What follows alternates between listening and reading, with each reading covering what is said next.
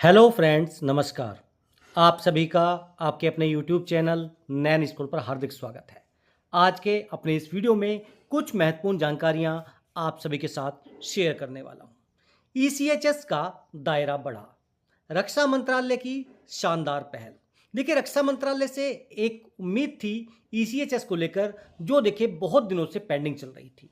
उस पर सरकार की तरफ से ऑफिशियल लेटर या ऑफिस मेमोरेंडम जारी हो चुका है और अब देखिए हम कह सकते हैं कि ईसीएचएस का दायरा उनके लिए भी बढ़ गया है जिनको पहले इससे उम्मीद नहीं लग रही थी।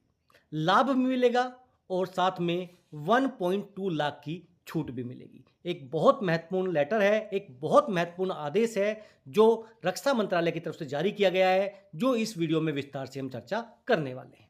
पूर्व सैनिकों को 100% स्टाम्प शुल्क माफ। जी हाँ, एक ये खबर भी सामने आई है जिसको लेकर आपके साथ चर्चा हम करेंगे। और देखिए, आप सभी जानते हैं जुलाई के डीएडीआर के आंकड़े all India consumer price index के आधार पर आ चुके हैं। उनके आधार पर कितना आपका डीएडीआर हो रखा है, इसके बारे में भी इस वीडियो में हम चर्चा करने वाले हैं। अगर आप मेरे चैनल पर नए हैं, चैनल को सब्सक्राइब कर लीजिए। वीडियो पसंद आए तो लाइक और शेयर ज़रूर करें। सबसे पहले अगर हम बात करें तो ये जो लेटर आप देख पा रहे हैं 29 अगस्त 2025 जारी करने वाले हैं government of India, ministry of defence, department of ex serviceman welfare. किसको भेजा गया है? Chief of defence staff, chief of army staff, chief of air staff and chief of Naval staff. Subject grant of medical facilities under ECHS scheme, यानी जो ex serviceman contributory health scheme है उसका जो benefit है, मेडिकल फैसिलिटीज हैं, वो देना है टू ऑफिसर कैडेट्स, उन ऑफिसर कैडेट्स को who are invalidated out from service from their training. जब ट्रेनिंग कर रहे थे जो कैडेट्स थे उस टाइम पे उनको कुछ दिक्कत हुई, कुछ चोट लगी, कुछ मेडिकल ग्राउंड बना जिसकी वजह से उनको इनवैलिड आउट कर दिया गया due to causes attributable to और एग्रावेटेड बाई मिलिट्री ट्रेनिंग। यानी मिलिट्री ट्रेनिंग की वजह से अगर उनको कोई दिक्कत आई तो अब उनको ईसीएचएस फैसिलिटीज प्रोवाइड की जाएंगी। और ये एक बहुत पुरानी डिमांड्स है जो कैडेट की तरफ से की जा रही थी। जो भी ऑफिसर कैडेट्स हैं उनके लिए डिमांड बहुत ज़्यादा पुरानी है। I am directed to convey the sanction of the competent authority for grant of medical facilities under ECHS to officer cadets who are invalid from their training on medical grounds to causes attributable to or aggravated by military training, subject to the following: apply for membership of ECHS and accept ECHS rules। उनको ECHS membership के लिए apply करना होगा और ECHS rules को accept करना होगा। Avail facility for individual only, ये फैसिलिटी उनको केवल इंडिविजुअली मिलेगी, यानी फैमिलीज के लिए यहाँ पर बेनिफिट नहीं मिलेगा। Avail free OPD services from ECHS polyclinics, जो भी ईसीएचएस पॉलीक्लिनिक्स होंगे उनमें जो ओपीडी सर्विस होगी वो उनके लिए फ्री ऑफ कॉस्ट होगी। Avail cashless OPD IPD investigations in ECHS empanelled hospitals. ECHS empanelled जो हॉस्पिटल्स हैं वहां पर आप कैशलेस ओपीडी आईपीडी या इन्वेस्टिगेशंस हैं वो आप करा सकते हैं। Should not be member of any other government health scheme, ऐसा नहीं है कि आप देखिए सीजीएचएस या किसी और स्कीम का फायदा ले रहे हो, आप किसी और गवर्नमेंट हेल्थ स्कीम का फायदा नहीं ले रहे हो। ये 5 कंडीशंस हैं आपके लिए। द वन टाइम सब्सक्रिप्शन फी जो 1.2 लाख है, यानी 1,20,000 रुपए जो एप्लीकेबल होता है एक्स सर्विसमैन ऑफिसर्स को, वो यहां पर इनको will not be charge from the officer cadets toward joining the ECHS scheme. अब ईसीएचएस स्कीम अगर वो ज्वाइन करते हैं तो उनको 1.2 लाख रुपीज का जो है वेव ऑफ किया जाएगा। जो सब्सक्रिप्शन मनी है वन टाइम वो उनसे नहीं लिया जाएगा। एक बहुत बड़ी बात है, एक बहुत बड़ी पहल है। देखिए, 1,20,000 रुपए जो एक्स सर्विसमैन ऑफिसर्स से लिया जाता है वो उन कैडेट्स पे नहीं लिया जाएगा। The sanction is being granted as a special dispensation and shall not be quoted as a precedence. इसको देखिए, आप सोचेंगे भाई पिछली डेट से हमें इसका बेनिफिट मिले, इसका यह है कि आपको सैंक्शन स्पेशल डिस्पेंशन में दिया गया है और आप इसका फायदा उठा सकते हैं।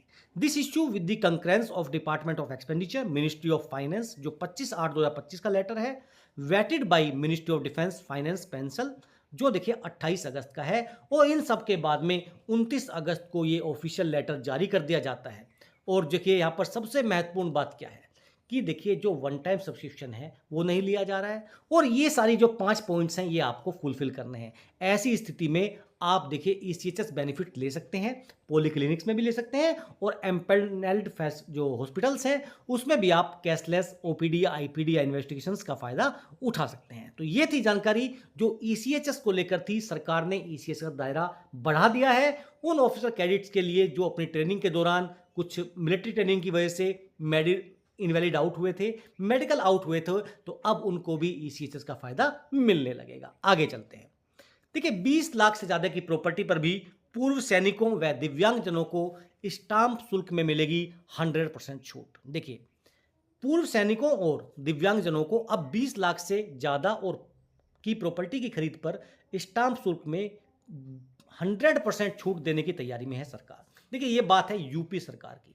अगर आप यूपी में हैं, यूपी के रहने वाले हैं, तो आपके लिए ये रूल लागू हो जाएगा। हालांकि देखिए अभी लागू नहीं हुआ है, लेकिन सरकार इसकी तैयारी में है। अभी केवल जो 20 लाख तक का आपका प्लॉट है, प्रॉपर्टी है, उस पर आपको स्टैंप शुल्क में छूट मिलती है। लेकिन अभी ऐसा नहीं है, आप कितना भी प्रॉपर्टी खरीदेंगे उसमें भी आपको सरकार फायदा देने जा रही है, स्टैंप शुल्क आपका माफ करने जा रही है। ऐसी जानकारी देखिए यहाँ पर बताया है।